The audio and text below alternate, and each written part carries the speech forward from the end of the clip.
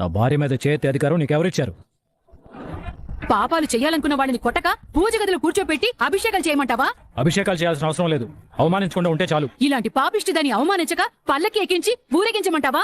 మాటలు కాస్త మర్యాదగా రానివ్వండి. ఇంకా మీకు మర్యాద ఇచ్చేదేమిట్రా? నీ పెళ్ళం చేసిన పనికి చేత్తో కాదు చెప్పుతో కొట్టాలి. పిన్ని, ఏం మాట్లాడుతున్నావు నీకు అర్థమవుతుందా? ఇప్పుడు నువ్వు దీపని ఏ కారణంతో నిందిస్తున్నావో చెప్పు. కారణం ఉంది, ఆ కారణం ఏంటో కూడా చెప్తాను వినండి.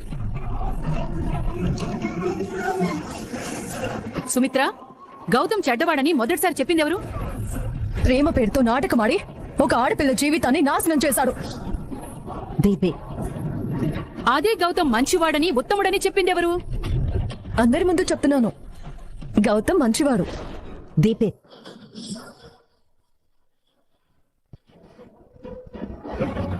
ఇప్పుడు గౌతము మంచివాడా చెడ్డవాడా? చెడ్డవాడు. అంటే దీప మొదటిసారి చెప్పింది నిజమే. అలా ఎందుకు చెప్పింది? ఈ ఇంట్లో దీపకి చెడ్డ పేరుంది. మనకేదో మేలు చేసి తనేదో మంచి పేరు సంపాదించుకోవాలనుకుంది. పారిజాతం గారు, ఇంకా పూర్తి కాలేదు, నువ్వు వాగమ్మా. ఇప్పుడు నువ్వేం ప్రూవ్ చేయాలనుకుంటున్నావు? నీ పెళ్ళాం దీప ఎలాంటిదో అందరికీ మరోసారి అర్థమయ్యేలా చెప్పాలనుకుంటున్నాన్రా. దీప గౌతమ్ మంచివాడని చెప్పిన తర్వాతే కదా మీరు ఏ అనుమానాలు పెట్టుకోకుండా నిశ్చితార్థానికి సరే అన్నారు. అవును. హలో డ్రైవర్ కార్తీక్ గారు, విన్నారా? తమరి సతీమణి అంత బలంగా